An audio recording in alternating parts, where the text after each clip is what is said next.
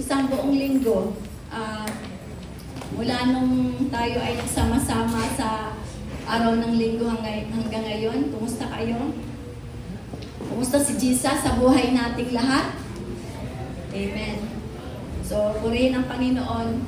Tayo ay narito para muling makapakinig ng salita na magbibigay sa atin ng kalakasan. At ang ating tema ay katulad pa rin ng tema ng tungguan, ang presence of God na hango sa aklat ng Exodo chapter 13 verse 21-22. So babasahin ko lamang po. Kung may mga Bible po kayo, meron naman po siguro kayong mga Bible naka-download. Ang mga buksan natin po sa chapter 13 verse 21 and 22. Basahin po natin. Sa kanilang paglalakbay, araw-gabi patuloy silang pinapatnubayan ni Yahweh. Kung araw ay sa pamamagitan ng haliging ulap, at kung gabi sa pamamagitan naman ng haliging apoy na tumatanglaw sa kanila. Laging nasa unahan nila ang haliging ulap kung araw at ang haliging apoy kung gabi. Purihin ang Panginoon sa pagbabasa ng ganyang salita. Ang ating pag-aaralan ay patungkol sa presensya ng ating Diyos. Naniniwala ako na maging sa kanilang panahon, ito'y ang mga Israelita na nasa Egypt sa loob ng 400 years, di po ba? Sila ay nabasa natin yan, nalaman natin yan, na hindi lang paulit-ulit po natin ito nababasa, talagang ito ay pinapaunawa sa atin ng banal na Espiritu na talagang ang mga Israelita ay katulad din natin sa ating buhay na sila ay inalipin sila ng Egypt sa loob ng 400 years. Talagang masyadong dumami sila kaya noong mga time na yun ay natakot po yung Egyptian, lalo na yung hari nila. Kaya nag-decide sila na talagang alipinin sila. Imagine mo yun sa loob ng 400 years. Katulad din po natin, mula nung hindi pa tayo nakakilala sa Panginoon, halimbawa nakakilala ka sa loob ng sa edad mo na 50. So, yung edad mo 1 to 50 years old ay doon ka inalipin ng kaaway.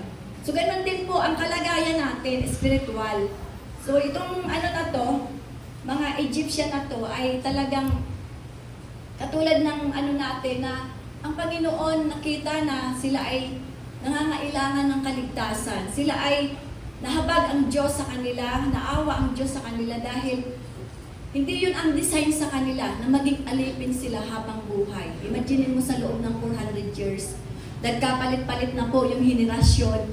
Tapos talagang, talagang patuloy sila na inaalipin. Kaya, nung dumating ang time na inatasan niya si Moises, sabi niya, Moises, panahon na para ihangok mo sa pagkaalipin ang mga kababayan mo. Kaya, dito basahin po natin ang Exodo chapter 3, chapter 6, verse 7.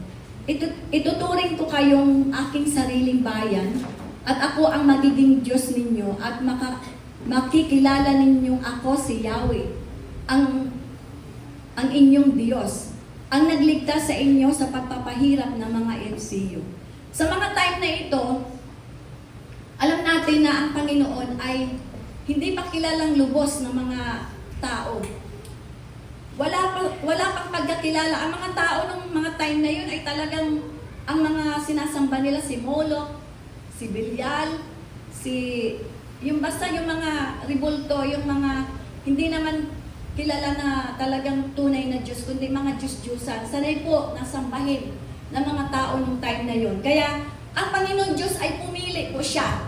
Pumili po siya ng bayan na kikilalanin at magpapakilala siya. At ito po yun ang ating title ngayon, Enjoy the Journey with the Presence of God. Sumurihin ang Panginoon, palakpakan po natin ang ating dakilang Panginoon. Kasi katulad po rin natin, tayo ay naglalakbay. Sabihin mo nga, naglalakbay. Manlalakbay ka, kapatid. Tayo ay manlalakbay. Yung ating buhay Kristiyano ay inihalin tulad tayo doon sa senaryo ng mga Egyptian na sila po ay naglakbay. Imaginin mo po, ang Panginoon ay talagang pinili sila. Itinuring sila na talagang pag-aari ng Panginoong Diyos. Talagang sila lang sa lahat ng bansa. Mayroon na ng Egypt noon, mayroon na rin Lebanon noon, mayroon na rin Syria, mayroon na rin pong ibang bansa noon, Canaan. Pero hindi po kilala ang tunay at buhay na Diyos. At sa kanino nagpakilala? Sa mga Israelita lang po. Sa lahi ni Abraham, ni Isaac, at ni Jacob. So yun. So ng mga time na yon, sila ay talagang inilikas na sa pamamagitan ni Moises. At sabi nga ni Moises ni Exodo sa chapter 6 chapter 3 verse 8. Sabi niya dito, a good and spacious land, a land flowing with milk and honey. So grabe, no? Talagang ang pangako ng Panginoon ay napakagandang land. Talagang full of milk and honey. Pag sinabi mong milk, ibig sabihin talagang maraming baka po 'yon. Maraming tupa, maraming kambing, talagang as in, mayroon na po siyang mga kabuhayan sila na puro kahayupan, mga iba't ibang klase na pwedeng pagkunan ng milk. Pag sinabi namang honey, ibig sabihin talagang sagana ito sa magagandang bulaklak, magagandang puno, talagang mga pagkain na talagang mapagkukunan. Kaya grabe po ang pangako ng Panginoon. At sabi niya sa Deuteronomy chapter 6 verse 10 hanggang 11. Sa verse 10, sabi niya diyan, malapit na kayong dalhin ni Yahweh sa lupaing ipinangako niya sa inyong mga ninunong sina Abraham, Isaac at Jacob. Maninirahan kayo sa malalaki at magandang bundok na hindi kayo ang nagtatag. Titira kayo sa mga tahanang sagana sa lahat ng bagay. Ngunit hindi ninyo pinaghirapan. Iinom kayo ng tubig na galing sa mga balong hindi ninyo pinaghirapan. Iinom lang ng tubig na galing sa mga balong hindi ninyo hinukay. Mamimitas kayo sa mga ubasan at sa mga alagang hindi ninyo, mga tanim na hindi ninyo itinanim. So, ibig sabihin, talagang sagana na. Ibig sabihin, yung kanilang pupuntahan na binigay ng Panginoong Diyos ay mayroon na lahat. May magandang bahay na, may mga kagamitan na, tapos may mga tanim na mga ubasan. So, hindi na po sila maghihirap. Ibig sabihin, yung tinanim ng iba, sila na yung mag-aangkin doon. So, ganun po yung pangako ng Panginoon. Pero, sa palagay niyo po, papapayag po yung tunay na nakatira doon? Hindi po. So, mamaya malalaman po natin. So, ganun po yun. Talagang yung pangako ng Panginoon ay talagang, grabe po, napakaganda. Talagang, sagana na sa lahat. May bahay na sila, may mga kagamitan na, may mga ubasan na, mayroon na mga aanihin na produkto na hindi naman sila ang nagtanim. At pagkatapos ay ibibigay ng Diyos ito sa kanila, magiging sa kanila ito, pangako ito ng Panginoong Diyos sa kanila. Imagine mo po yung travel nila, 11, sabi diyan sa sinerts ko, 11 days travel from Egypt.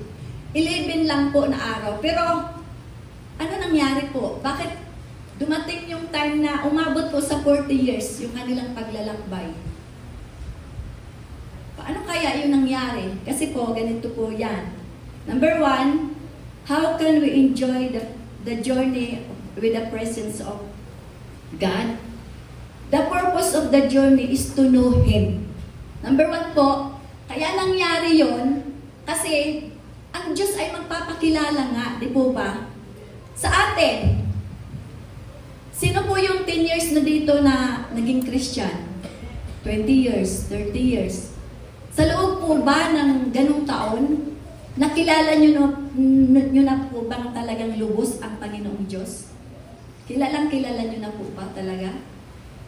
Kasi ganun po ay yung nangyari sa mga Israelita. Habang sila'y naglalakbay, habang sila ay pumupunta doon sa pangako, talagang nagpapakilala ang Panginoong Diyos sa kanila. Amen po ba? Talagang nagpapakilala.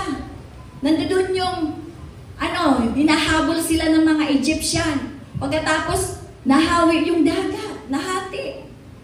Di ba kung ikaw yun, kung tayo kaya yun, sa panahon na yun, ano kaya yung ating, pakiramdam? Magiging katulad din kaya tayo ng Israelites na, murmuring, reklamador. Nakita mo na ang kapangyarihan ng iyong Diyos.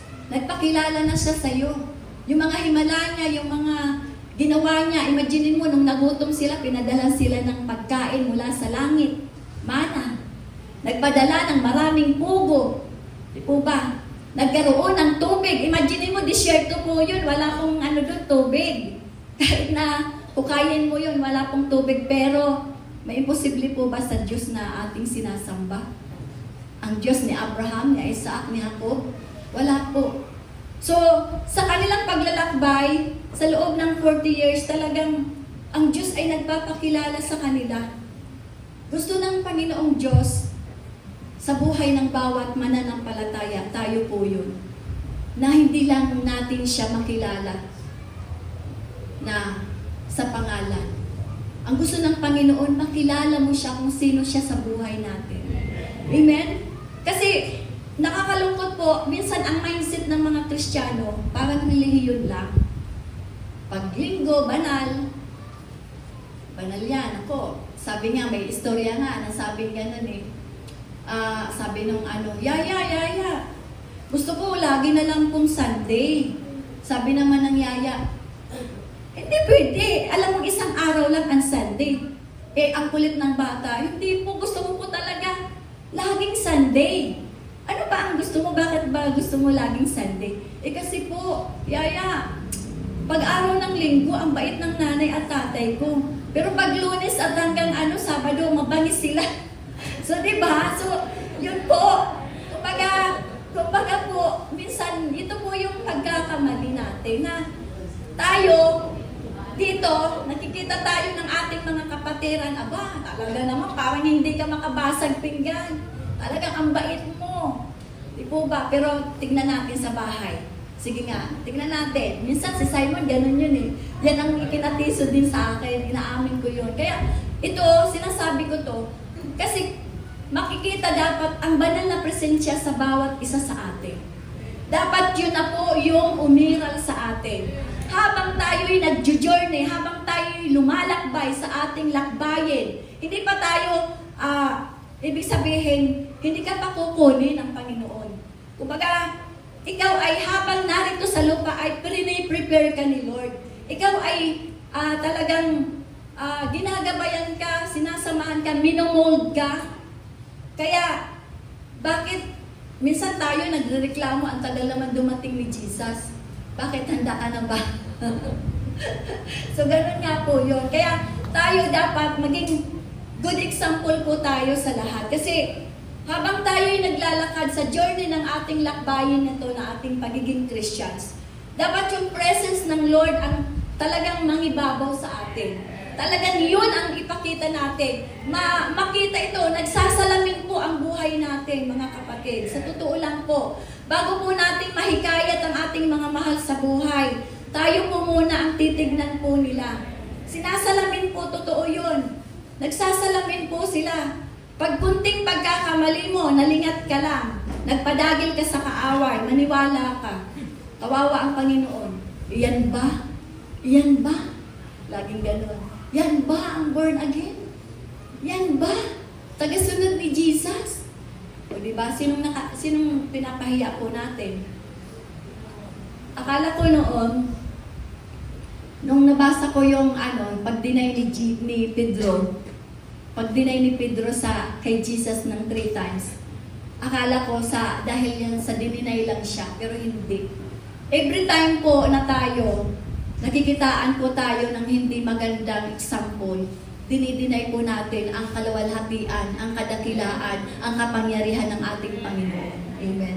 So kaya, yun po yun. Tayo habang naglalakbay po tayo, talagang kailangan talagang makita yung presence ng Lord sa atin. Sabi nga ni Jeremiah sa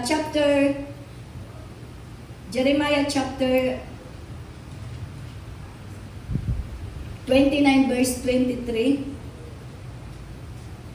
Chapter 9 verse 23-24. Ang sabi ni Yahweh, huwag ipagmayabang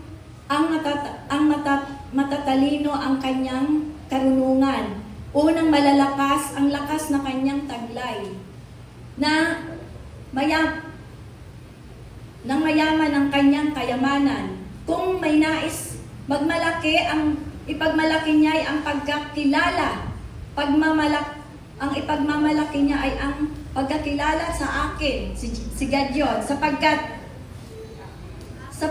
ang aking pag-ibig ay hindi nagbabago, makatarungan at matuwid ang mga ginagawa ko at ang mga bagay na nais ko. Ako si Yahweh ang nagsasabi nito. So wala po tayong ibang bukang bibig dapat, wala po tayong ibang dapat na sinasalita, kundi pawang ang ating pinagmamalaki ay ang ating Panginoon.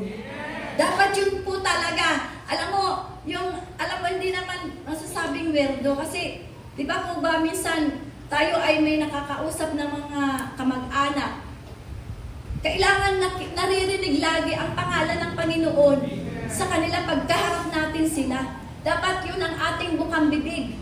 Hindi po yung Kristiyano na tayo pero ang naririnig sa atin ay hindi karapat-dapat, hindi kalooban ng Panginoon. Yung hindi kalugod-lugod. Naalala ko nga ang tunay na, sabi nga ni Red, ang tunay daw yung Romans 12 chapter 1. Ang buhay natin is a living sacrifice, holy and acceptable to God.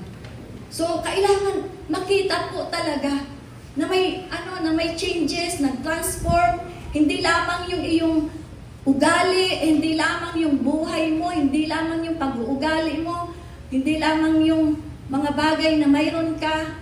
Talagang lahat ito dapat mayroong transformation po. Dapat makitaan. Iyon po yung ating wala po tayong ibang ihahandog sa Panginoon eh. Habang tayo naglalakbay, habang tayo ay sumusunod po sa Kanya, alam niyo po, ang pinaka-the best na ialay po natin, na ihandog natin, yung ating buhay. Maging mayroong paglakad ng may kabanalan. Naalala ko yung one time talaga na yung naka-encounter ko personal ang Panginoon. Kaya napakahalaga po na ang bawat isa ay ma-encounter personal ang Panginoon. Kasi talagang doon ka talaga matatransform eh. Doon po talaga matatransform ang buhay natin. Kasi ang buhay natin dito sa mundo, habang tayo yung naglalakbay sa ating journey na kasama ang Panginoon, ay talagang may kakaiba po na nakikitaan ang mga tao dyan sa labas. Makikita po nila yan. May pagkakaiba po sa inyo. Sasabihin, kakaiba ito ah. So, sa pamamagitan mo, ay nagkakaroon sila ng desire. Nagkakaroon sila ng hangarin na sumunod. Sasabihin nila, saan ba yan nagsisimba? Ano ba ang pangalan ng simbahan na yan? Pwede ba kaya makasimba ako dyan? So, ganun po ang mangyayari po. Kaya, napakahalaga po talaga na tayo, ang purpose ng ating paglalakbay, unang-una na makilala natin ang ating Panginoon. At sa ating pagkakikilala sa Kanya, siyempre, pag nakilala mo siya ng malaliman, ay talagang ang presensya niya ay laging kasama mo. Hindi pwedeng ikaw, naglalakbay ka, at kinikilala mo ang iyong Panginoon, hindi mo siya malalim na makikilala at hindi bababa sa iyo ang presensya. So napakahalaga po, po yun package deal po yun, na habang kinikilala mo siya ng malaliman, talagang laging lulukob ang banal na espiritu, laging nasa sa iyo ang presensya niya. Amen? At may changes po talaga, mayroong pagbabago sa ating paglalakad na kasama natin ang presensya ng Panginoon. Sa ating lakbayin, pagka kinasama natin ang Panginoon, mayroon talagang transformation. Malaki po ang pagkakaiba. Ang laki po ng pagkakaiba. Kaya nga, bakit sinabi ni Jeremiah na ipagmalaki natin ang ating Panginoon. Kasi pag nakita yun ng mga tao na wala, lagi mong bukang bibig ang Panginoon, ay talagang makikilala nila. Alam nyo, natutuwa, hindi lang yung mga tao na nakakilala sa'yo dati kung sino ka. Ang number one na matutuwa, walang iba, ang Creator mo, ang Panginoon. Natutuwa po siya pag pinapakilala mo siya, lalo na pag nakikilala siya sa buhay natin. Talagang tuwan-tuwa po ang ating Panginoon. So, 1 Chronicle chapter 20, verse 15. Tulad ng ating mga ninuno, kami man ay mga dayuhan at naglalakbay. Ang buhay natin sa daigdig natin ay parang anino at pansamantala lamang. Di po ba? Kaya hindi po pwedeng sasabihin mo, ay saka na lang po ako, saka na lang po ako magbabago pagka malapit na. Sabi ni First Chronicle, tulad nga ng ating mga ninuno, nakita natin po ang ating mga ninuno, nasaan na po sila ngayon? Wala na po rin sila, nangamatay na po sila. So tayo, hindi rin natin alam ang ating mga buhay kung hanggang kailan ang itatagal. Kaya habang tayo nasa journey, naglalakbay, habang tayo ay sinasamahan ng banal na presensya ng Panginoon, gamitin na po natin to. Gamitin natin talagang yung karapat-dapat, yung alam mo yung kapakipakinabang, na talagang ipagamit na po natin. Huwag na po natin ipagkait. Talagang ibigay na po natin ang todo. Kung ano ang iyong ministry, gawin mo na. Pusuan mo na. Talagang, di ba, sabi nga ng Mateo, sabi niya doon, mahalin mo ang Panginoong Diyos mo ng buong puso, buong kalakasan, buong pag-iisip mo at buong kaluluwa mo. Kasi yun po ang gusto ng Panginoon, yung talagang ibigay na natin ang todo. Ibigay na natin. Pansinin niyo po, pag once na kayo'y naglilingkod na talagang sa puso, wala pong makakatibag sa inyo. Kahit pa po yung pamunuan nito, natanggalin ka, ibabalik at ibabalik po kayo ng Panginoon. Kasi bakit? Si Lord ang nakakakita ng puso mo na ikaw ay totoo na naglilingkod sa Kanya. Hindi ka narito dahil gusto mo mag-preach. Hindi ka narito dahil gusto mo mag-ministry. Narito ka dahil gusto mo paglingkuran ang Panginoon na nagligtas sa iyo. Amen? Ganun po yun. Kaya, kahit po, ano ang gawin ng kaaway? Minsan nakakalungkot dahil tayo pinagsasabong-sabong ng kaaway. Di ba? Pero, nakalimutan natin na mas powerful tayo. Nakalimutan natin na ang Diyos na ating pinaglilingkuran, hindi po niya kapantay yun. Maniwala kayo. Kaya ito po yung mali doon. Pinapantay po nila ang Diyos sa kaaway. Hindi po. Napakalaki po ng ating Panginoon. Isaiah 60 verse 1. Sabi doon, ang kanyang trono ay nasa kalangitan at itong mundo ay tungtungan lang ng kanyang paa. Kaya hindi po kapantay. Ang kaaway, wala na po siyang kapangyarihan. Talunan na siya. Alam mo, ang power ng kaaway, pag kunyari sa Bagyo siya, wala siya rito. Nasa Bagyo lang siya. Yung mga kumikilos dito, yung mga alihon niya, yung mga alipuris niya, yun yung mga taga-report niya, reporter. Pero, hindi katulad ng ating Diyos. He is omnipotent God.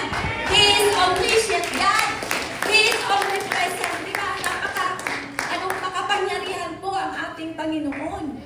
Kaya, hindi po natin pwedeng ipantay. Kasi tayo, pinagkalooban din tayo ng kapangyarihan. Ano yun? To cast out demons. To preach the gospel. To heal the sick. Amen? Kung ano yung ginawa ni Jesus nung siya ay narito, yun din po yung ipinasa sa atin ngayon. Kasi alam nyo po, ganito po yun. Minsan po, akala kasi ng tao, taga rito sila eh. Akala natin minsan, nalilito tayo, akala natin, ang buhay talaga natin, dito lang sa lupa. Minsan yung po yung nakatatak sa atin, kaya tayo masyado po natin niyayakap ang mundong ito. Pero hindi nyo ba alam na ang Panginoon ay talagang mayroong inihahanda? Sabi ng Bible, sabi niya sa Philippians chapter 3 verse 20. Tika muna. Sabi nga dito, Diba tayo nga ay manlalakbay, sinabi sa 1 Chronicle chapter 20:15. Tayo daw dito sa mundong ito ay manlalakbay lamang.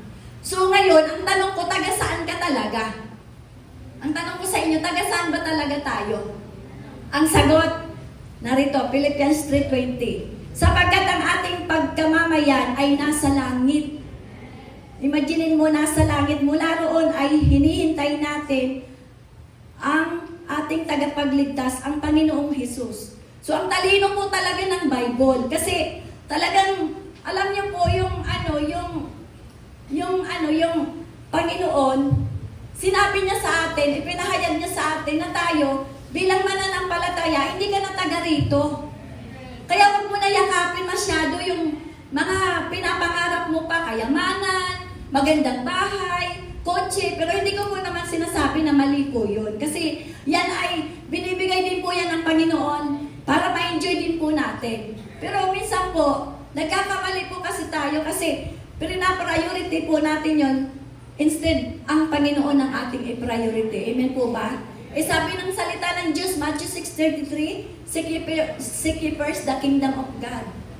Unahin daw po muna natin na tayo mapagharian ng ating Panginoong Diyos. At habang tayo pinaghaharian niya, syempre, alam ko kapag ang Panginoon ay pinaghaharian ka, nasa iyo, sumasa iyo ang Panginoon. Sigurado, lumalakad ka ng may kabanalan. Amen?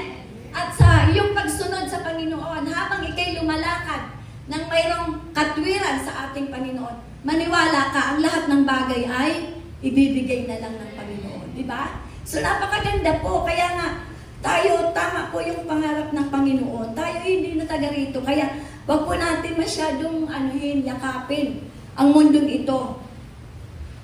Wag natin masyadong mahalin. Naman minsan ang ating isipan hinuhulog natin dito sa mundong ito. Akala natin talagang nandiyan ka na, diyan na umiikot ang iyong buhay.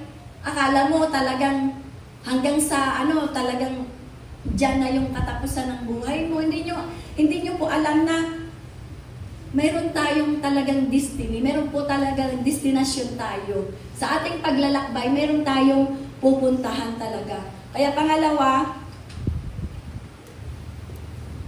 sabi rin, ang ating life is not only about heaven. Ibig sabihin, life is about the journey. Jeremiah 29 verse 11 to 14.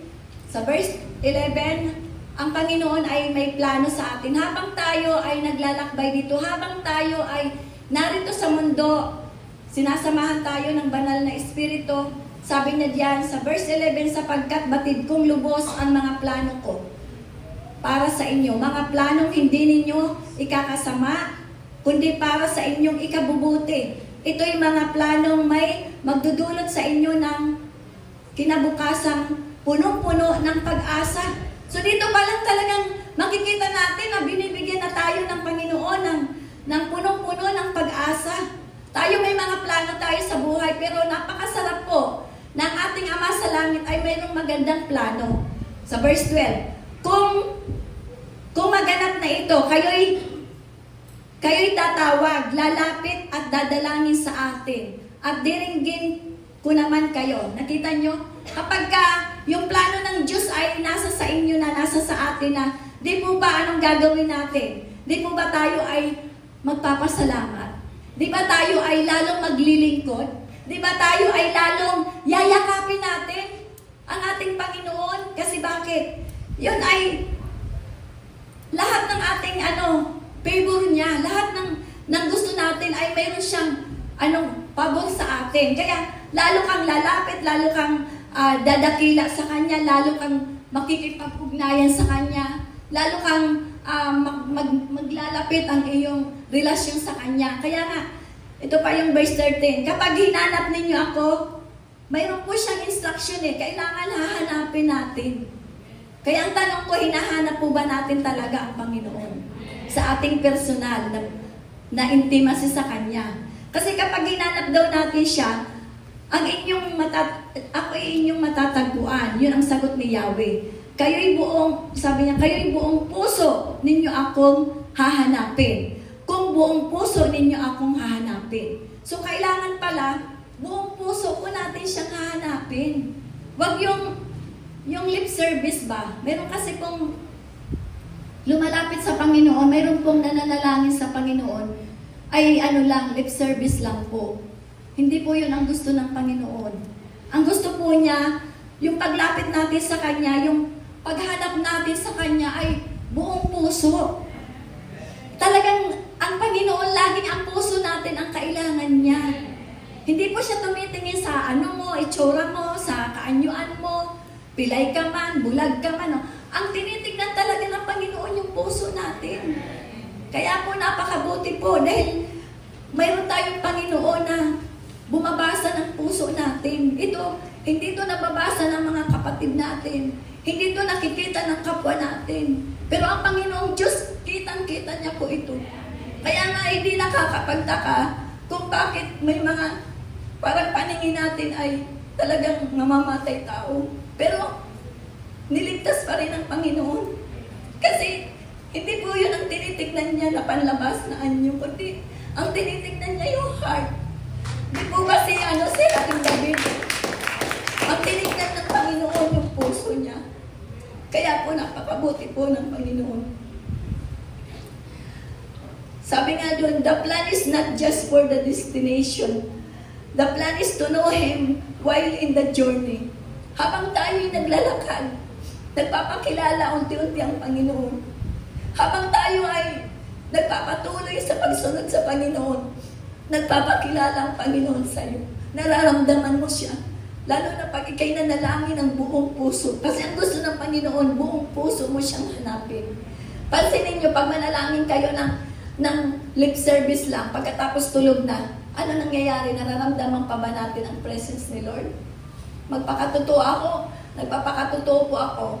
May mga time na talagang hindi mo maramdaman. Kasi bakit? Lip service lang po. Pero mas na ako'y umiyak sa Panginoon, ako'y hanapin ko talaga ang kanyang presence, talagang ramdam ko. Ayoko na umalis pag parang niyayakap niya ako. Ayoko na pong tumigil. Kaya nga alam niyo po, mali rin yung minamadali po natin yung pananalangin natin. Lalo na yung mga personal. Kasi alam niyo po, yung mga ninuno natin, kung ilang oras sila nakikipag-usap, nag-i-spend ng time kay Lord. Doon, 1 hour. 1 hour. Wala pong 3 minutes, walang 5 minutes, walang 10 minutes, walang 30 minutes. Sa atin lang po yun. Pero alam niyo po, yung ating mga ninuno, pag nanalangin po sila talagang maximum niya na 1 hour. Ang iba doon masigit pa. Kasi bakit? Doon po lalo ang mararanasan mo. Doon nagpapakilala. Diyan nag-i-instruct ang Panginoon sa atin, sa presensya niya. Doon mo talaga mararamdaman yun. Doon mo maririnig ang buses niya. Doon mo maririnig yung mga instruction niya kung anong gusto niya sa buhay mo habang ikaw ay lumalakad. Bilang mananampalataya niya, talagang doon mo mararamdaman. Pansinin mo, kaya nga napakahalaga po sa ating isa sa ating Panginoon in personal life. Tanungin ko, sino pa po ba dito ang nagkakaroon ng talagang quiet time sa Lord? Yung talagang spend time sa Lord. Na binibigyan niya talaga ng, hindi lang yung devotion.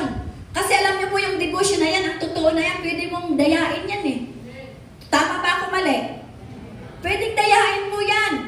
Ang ginagawa natin, sige, tapos pipicturean mo na. Pero ang tanong ko, nakipag-usap ba talaga si Lord sa'yo? Naramdaman niyo ba talaga ang presence niya habang nagbabasa kayo? Nagbibigay ba siya ng rhema word sa inyo? Talagang nag-instruct ba talaga ang Lord? Ayun po ang katanungan dyan. Kasi, hindi naman pwedeng nagdedebosyon ka, tapos may kausap ka. Paano mo mararamdam? Hindi mo ganon. Ang presence ni Lord, mararamdaman lang natin yan pag nagbigay tayo talaga ng time. Iba po talaga. Nakita po natin yung sa devotion, di ba, nagbigay si Elijah ng time kay Lord. Kaya makita mo nung nasa bundok siya, talagang naramdaman niya ang presence ni Lord, ang lakas. So ganun din po tayo, alam niyo po. Yun din po yung nauuhaw po ang ating Panginoon. Sobrang uhaw. Kung tayo uhaw na uhaw din sa kanyang banal na presensya, ganun din po ang Panginoon sa atin. Uhaw po siya. Kasi parang lahat na lang tayo, instant. Tapos picture. Para lang makasunod sa Pero hindi po ganun. Hindi po ganun. Ang tunay na gusto mong makasunod sa ating Panginoon, sa kanyang kalooban. Kasi, ang ating Panginoon, hindi po natin yan madadaya. Tandaan niyo po yan. Yung ating mga leader, ang ating mga pastor, pwede natin dayain yan eh. Kasi bakit? Wala namang kapangyarihan yan eh. Para makita ka na yung devotion mo ay talagang pinusuan mo eh. O kaya talagang hindi makikita. Kasi bakit? Sinisend lang naman natin sa cellphone eh. Pero, ang nakakalungkot dyan, nakakatakot dyan, ang Panginoon. Kitang-kita po tayo lahat. Wala pong, Psalms 139, di po ba, 7 hanggang 13. Walang makakatago sa ating Panginoon, sa presensya niya. Kahit ikaw ay nasa taas, nasa baba, kahit sa silangan ka, sa hilaga ka, kahit saan ka pa pumunta, hindi po tayo makakatago sa banal na presensya ng ating Panginoon. Amen? Napakasarap po na tayo, ginagawa natin ito dahil talagang mahal natin ang Panginoon. Hindi dahil qualification or regulation or rules ng church. Hindi po. Tandaan natin, ang paglilingkod natin, wala na tayo dun sa dati. Inalis na tayo dun ng Panginoon. Ang gusto ng Panginoon ay makaulayaw ka. Magkaroon ng intimate na relasyon sa'yo. Makausap ka araw-araw. Masabi niya ang mga hiwaga niya. Malaman mo kung ano ang gusto niya. Diba? Yung puso niya ay maging puso natin. Yung puso mo ay maging puso niya. Yun ang gusto ng Panginoon. Kaya nga si King David, yan ang example eh. Bakit si King David? Naturingan siya na God's man's own heart.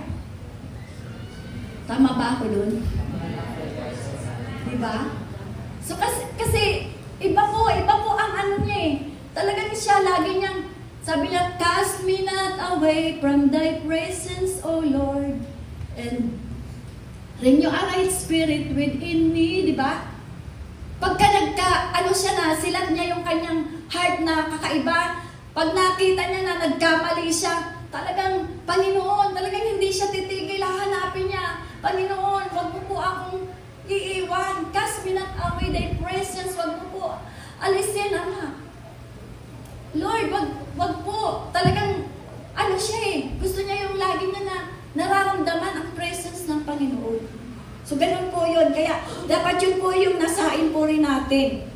Alam niyo po, pagka nangyari po yun, ako, hindi lang po kayo yun, ako rin, pinagsasabihan din po ako nito ng Panginoon. Kasi, alam niyo po ako dati, iba po ako sa Lord eh, talagang grabe. Nararamdaman ko, every time na lumuod ako sa Kanya, ramdam ko talaga ang presence.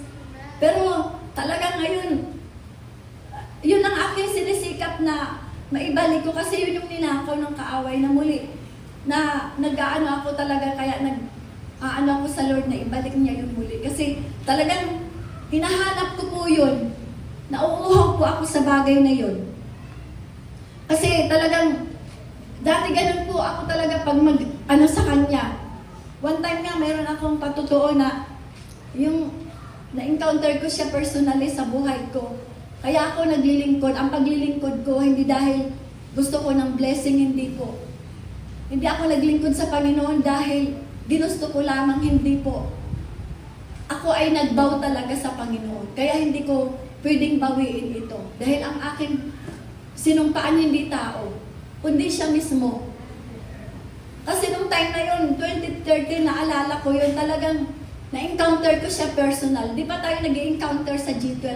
Na-encounter ko na siya personal. Kaya yung sinumpa ko sa kanya, na salita na yun, talagang hindi ko na yun mabawi-bawi. Kaya kahit na anong ginagawa ko talaga, nakita niyo pa ba na naghahanap buhay ako? Hindi na. Dati pangarap ko rin na ako'y may tindahan, mayroong malaking negosyo, pero nung na-encounter ko personal ang Panginoon, sabi ko, Lord, ikaw na ang pangarap ko. Kahit sa'yo na ako magtatrabaho, hindi na sa mundo ito. Kaya binitiwan ko na ang trabaho dito sa mundo. At siya na lang talaga, sa kanya na lang talaga ako nagtatrabaho. Kasi yung po yun eh. Once na-encounter natin ang presence ng ating Panginoon, mayroon kang pagbabago. Magdi-decide ka talaga. Maiiwanan, kaya mo palang iwanan yung mga bagay-bagay dito sa mundo. Yun ang gusto ng Panginoon sa atin. Number 2, know that our purpose to circumstances depends on how well we know God. So, doon natin pinapakita rin sa atin na ang Panginoon talagang meron siyang ipinapaunawa sa atin na ang Panginoon may pinapangarap siya sa atin, may plano siya, may gusto siya na gawin sa iyo. Pero alam niyo po, hanggat hindi kayo nagde-decide, hanggat hindi niyo ibinibigay ng totoo ang inyong buhay, meron kayo ng parang, alam niyo yung parang iniipit niyo pa, ay hindi muna, sa kanilang Lord. Ano lang muna, kalahati lang po muna, Lord. Sa kanilang po, Lord, ang whole. Hanggat ganun po, ay talagang wala po. Di po ba nangyari yung katulad nung yung naalala niyo po yung 10 espiya na pinadala ni Moses. Di ba? Ang nangyari sa kanila ay talagang, ang nakita lang nila yung mga circumstances, yung mga problema, yung mga, pag naglingkod ako sa Panginoon, sigurado wala na akong kakamtan. Sigurado yung pangarap ko hindi ko na makukuha. Di ba, katulad ng mga 10 espiya, pinadala sila doon, ang ganda-ganda. Imagine mo 12 sila na pinadala doon na espiya. Pare-parehas naman sila ng nakita. Pero nung bumalik sila, yung 10, negative ang sinabi. Pero sino yung nag-stand? Yung dalawa, si Caleb tsaka si Joshua. Na talagang sabi ni Joshua at tsaka ni Caleb, nako, tinapay lang yan sa atin ng mga kalaban na yan. Nakita nila ang higante. Wala yan sa ating Panginoon. Kayang-kaya yan ng Panginoon natin. Basta sumunod lang kayo sa Panginoon. Pero anong nangyari? Itong 10, naku po, parang tipaklong tayo. Wala tayo, hindi natin kaya. O di po ba? So pagka tayo, pinangunahan tayo ng takot, kaya ayaw mo maglingkod sa Panginoon, kasi, naku, pag ako naglingkod sa Panginoon, wala na ang pangarap ko. Hindi na ako makakabili ng lupa, hindi na ako makakabili ng bahay, hindi na ako makakaroon ng kotse. Kasi, syempre, maglilingkod na lang ako sa Panginoon, wala namang pera dyan May sweldo ba dyan? Wala naman. O di po ba? Pinangunahan ka na ng takot. Ang dyablo, tataniman ka na. Kawawa ka, magugutom ka pag naglingkod ka. So, ganun po yun. Talagang yung mga circumstance na yan ang ipapakita ng kaaway. Kaya sa pagsunod mo, hindi ka talaga makalakbay ng maayos. Kasi marami pa po tayong naiiwan na kikita natin di natin nakita yung pinaglilingkuran mo ay napakayaman. Lahat ay nasa Kanya. Sa palagay mo, kapag naglingkod ka sa Kanya, gugutumin ka. Hindi po. Sabi nga ni Haring David, wala pa akong lingkod ng Diyos na nakita ko na ginutom niya. Wala. Diba? Wala po. Kasi napakayaman po ng ating Panginoon. Yun po ang pinapaunawa sa atin. And lastly, know that it is not just how long you live, how much we know Him. So tayo, hindi yan nakabase sa tagal mo. Matagal na akong Kristiyano, okay na ako, okay na, kaya yung mga salita na yan, wala na yan sa akin, di ko na yan di na nagre-rema sa akin, kasi na yan, pamilyar na yan sa akin, alam na alam ko na lahat yun, hindi po. Alam nyo, ang salita ng Diyos, araw-araw, mayroon po siyang bagong revelasyon. Lagi po siyang bago, tuwing umaga. Yan po ang salita ng Diyos, kaya wag po tayong, alisin na po natin yung mga mindset na familiarity, yung, alam ko na yan, mas magaling ako dyan, wala namang pinag-aralan yan, matalino ako dyan, mas mayroon akong posisyon, mas mayroon ako ng, professional ako, hindi niyan kaya. Alisin po natin yan.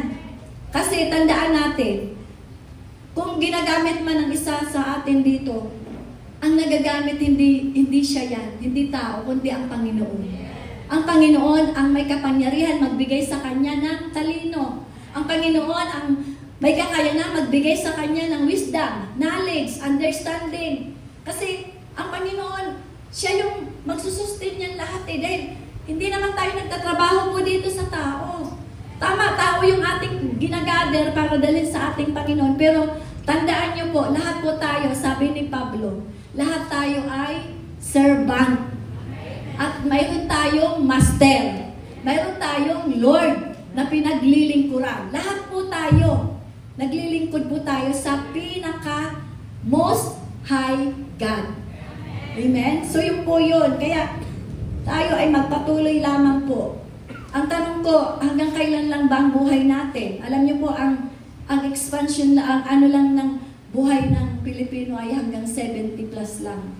Pag lumagpas ka doon, napakapalad mo na. Sa China, ang edad nila ay 84. Dahil siguro sa pansit ang kinakain nila, mahilig sila ganun. Sa Japan naman, ganun din, 84 din kasi ramen, di ba? Tapos yung sa Italy, ganun din, 84 din. Pasta naman kasi. Kaya siguro, tayo, para humaba din ang buhay natin, kasi bakit 70 lang? Hanggang 70 daw ang expand ng Pilipino ngayon. O ba? Siguro kailangan pahabain din natin yung kanin, gawin nating suman. So para humaba din ang buhay natin. Diba? So ganun po yun. Hanggang kailan ba ang buhay natin dito? Psalms 90 verse 10. Ang buhay natin ay umaabot sa 70 taong, minsan naman 80. Sabi niya, kami kanya malakas, ngunit habang buhay ay puno ng dusa't hirap. So ang tao talaga ay nakita natin na ang buhay natin sa mundong ito ay alam naman natin na talagang hindi maganda. Pero masasabi ko, kung nasa sayo ang Panginoon, ay lahat ay maganda. Amen? So purihin ang Panginoon. Yun, kaya ang presence ng Panginoon ay nagbibigay sa atin para sa ating lalakbay na ini-enjoy natin ang buhay natin bilang Kristiyano, ang lakbayin natin. Tayo ay mayroong direksyon, tayo ay may comfort kasi nandiyan ang Panginoon. Tayo ay nandiyan ang banal na presensya ng Panginoon na laging kasama natin. Kaya huwag po kayong matatakot na akala nyo sa sarili nyo kung may mga problema man kayo, kung may mga pinagdadaanan man kayo, akala nyo, feeling nyo, nag-iisa kayo. Hindi po. Makikita nyo yun. Kung kailan yung nasa end times na, doon na po kikilos ang Panginoon. Kaya yun ang kagandahan po sa atin dahil si Lord ay talagang tama yung Matthew 1:23 na tayo ay ang ating Panginoon ay God is with us. Kasama natin. Kahit na anong mangyari, pumuti man ang buhok mo, tumanda ka man, kumulubot na ang iyong balat, ang Panginoon ay kasama natin. Hindi tayo pababayaan hanggang sa dulo. Sabi nga ni Haring David, kahit na sa sa kamatayan, yung the shadow of your death, yung naglalakbay ka na papunta na doon sa kanyang kaharian ay talagang kasama daw natin ang ating Panginoon. Hindi po tayo mababayaan. Feeling nyo lang yun na wala ang Panginoon pero nandiyan siya. Sanayin nyo na kausapin siya. Hindi nyo po kasi kinakausap, kausapin nyo po. Nag-aantay po ang ating Panginoon. Handang-handa na ibarana sa atin ang banal na presensya niya. Yun po yung gusto ng Panginoon. Na tayo ay kasama natin siya oras-oras, minuto, araw-araw. Hindi niya tayo pababayaan. Hindi niya tayo iiwanan. Talagang siya ating kasangga. Siya ating matibay na muog na sandigan. Para ka nakasandig sa pader na hindi ka matitibag, hindi ka kasi matibay ang sandigan mo at yun ay si Jesus. So, purihin ang Panginoon. Tayo ay may natutunan po. Amen. Praise God. So, purihin ang Panginoon. Tayo ay manalangin. Alam ko na ang iba sa inyo ay talagang may pinagdadaanan. Ang iba ay talagang minsan yung paggising mo sa umaga para kang nawawalan ka na ng pag-asa. Mayroon po bang mga ganon? Mayroong minsan paggising mo ay parang ang purpose ko ba? Ano bang gagawin ko ngayon? Minsan may feeling ka na napapagod ka na. Minsan may feeling ka na parang cycle na lang ng buhay mo, paikot-ikot. Mayroon po bang ganon? Kasi po ngayong gabi na to talagang ang nais ng Panginoon sa ating na maiba po yung ating kaisipan. Maiba po ang ating pananaw. Ang nais ng Panginoon na habang tayo ay narito sa mundo, habang tayo ay naglalakbay tayo sa ating lakbayin na ito bilang mananampalataya. Hindi pa tayo pumupunta doon sa Kanya, pero habang tayo ay narito, ay sinasamahan niya tayo. Kasama mo siya, kapatid. Ano man ang ginagawa mo, sabi nga ng Psalms 139, nakaupo ka man, nakahiga ka man, naglalakad ka man, ikaw ay alam na alam ng Panginoon. Kitang-kita niya, sinasamahan ka niya. Alam niya ang lahat sa atin. Alam niya kung ikaw ay mayroong kalungkutan sa araw na ito. Alam niya kung ikaw ay may kabigatan sa oras na ito. Alam niya kung mayroong kang sitwasyon na talagang para sa'yo ay para kang nawawala na ng solusyon. Kapatid, sa gabing ito, sabi ng Panginoon, sabi niya sa Hebreo, kailan may hindi kita pababayaan, hindi kita iiwan. Lagi akong kasama mo, at sabi pa niya, if God is with us, who can be against us? At patuloy na panghawakan mo na ano man ang iyong mga pangangailangan financially, sabi niya, He will provide all your needs according to His riches and glory. At kung ikaw man ay may sakit karamdaman, alam mong pangako ng Panginoon, siya ay namatay para tayo palayain sa bagay na yan. Mga sakit karamdaman na yan, wala na yan. Sabi niya sa Isaiah 53, by His stripes we are healed. Patuloy na panghawakan natin ang mga pangako ng Panginoon. Habang ang ating buhay ay pinahahaba niya, habang ang hininga natin ay nandiyan pa sa katawang iyan. Habang tayo ay nariyan pa sa katawang iyan, maniwala ka, kapatid, ang Panginoong Diyos, ang Panginoong Jesus, hindi kanya kailanman iiwanan. Kasama mo siya. Laging nandyan siya. Nag-aantay lamang na kausapin mo. Dahil diyan siya lalong magpaparanas ng comfort sa iyo. Lalo siyang magpaparanas ng kanyang pag-ibig sa iyo. Mararamdaman mo yung Shekinah presence. Maraming salamat, Panginoon. Nakila ka. Hallelujah. Hallelujah. Katulad nga ng awitin. Sabi mo, I will come. Hallelujah. Purihin ka, O Diyos.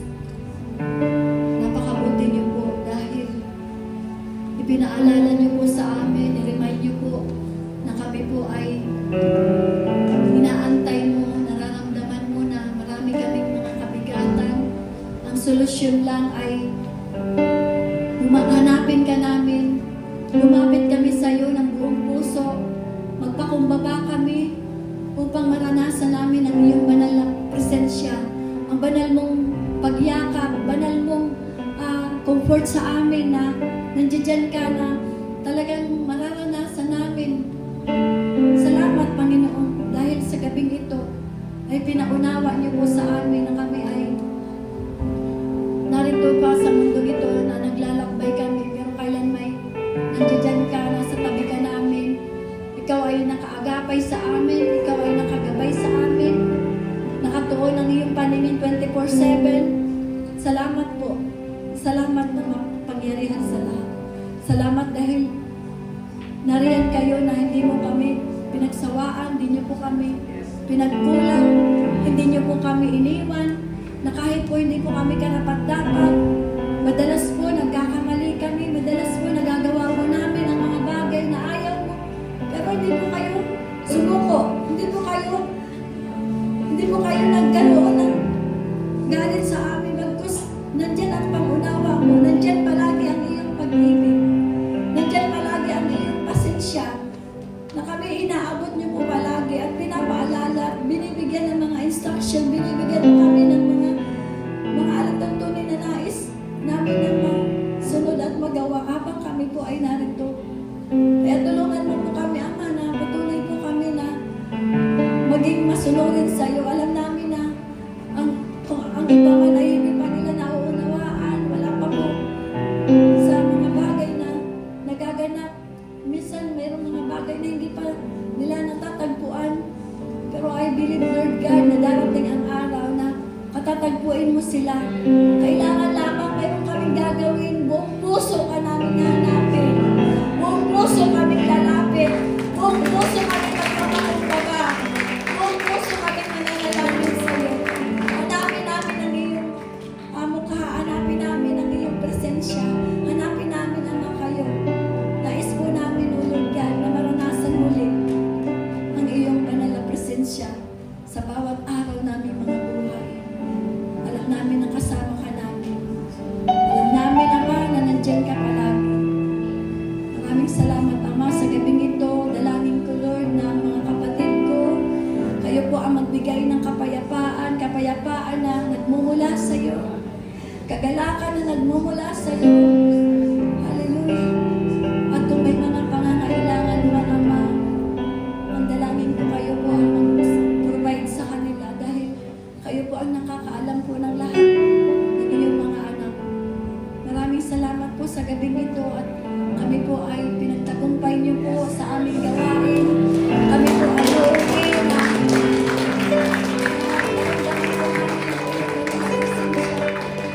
kami po ay uuwi na binusog niyo po kami ng iyong mga salita na magbibigay sa amin ng kalakasan sa aming buhay, na magpapaalala sa amin na nandyan ka pala, nandyan ka, na nag-aantay sa amin, hinahanap mo rin kami at maging kami manuhaw sa iyong presensya. Kaya salamat po, maraming salamat. Dalangin ko po na pagpalain mo po ang aking mga kapatid, maging ang aming mahal na pastor. Patuloy na kayo po ang mag-provide ng mga pangangailangan niya, maging emotional, intellectual, at maging ang spiritual niyang buhay. Palakasin mo, patatagin mo siya. Huwag mo po siya pagkulangin, huwag mo po siya pababayaan. Maging ang mga leader namin, Ama, alam ko na karamihan sa amin ay may mga kahinaan din, may rin din mga kabigatan, may mga bitbitin din. Kayo rin po ang magbigay ng kapayapaan, magbigay ng kagalakan, magbigay, Panginoon, ng kahinaunan sa buhay na ito. Magbigay ng kalakasan, O Lord God. At dalangin ko po na sa aming pagsunod, O Lord God, ay patuloy mo po kaming samahan, gabayan, ingatan, palaguin ang aming mga pananampalataya, palaguin ang lahat ng aming mga hinahawakang mga cell group. Sila rin, Panginoon, ay abutin mo na yung mapaghimalang kamay, na yung mapagpalang kamay. Huwag mo po silang pababayaan, Ama. Ano man ang mga pangangailangan nila ay bigyan mo po sila, Ama, sa mga panahon ito. At Lord, kung may mga kamag-anak man sila sa bahay o sa mga probinsya na may mga sakit karamdaman sa mga oras na ito, we declare healing, O Lord God. Abutin mo po sila na yung mapaghimalang kamay. Dahil ikaw ang aming Ama na a distance, kahit napakalayo pa ng mga tao na may sakit na yan, ay kayang-kaya mo silang pagalingin. In Jesus' name. In Jesus' name. Sa oras na ito, may speak healing na. Abutin mo po sila na